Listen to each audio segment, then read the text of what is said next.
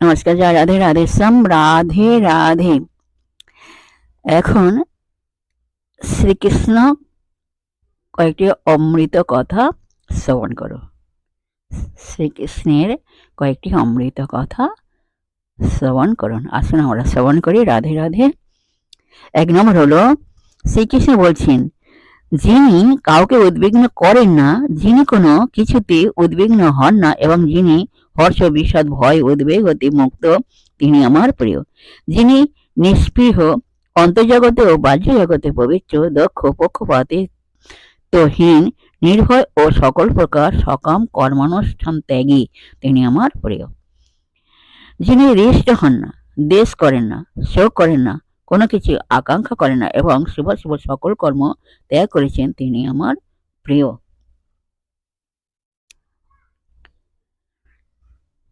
যিনি শত্রুর চেয়ে সমবুদ্ধি সম্পন্ন, সম্মানে অপমানে অবিচলিত, শীতে উষ্ণতায় এবং সুখে দুঃখে নির্বিকার, পরমাত্মায় স্থির বুদ্ধি সম্পন্ন, নিন্দা প্রশংসা অনুত্তেজিত ও সংযত বাক, সর্বস্থা সন্তুষ্ট, নিরাসক্ত, গৃহ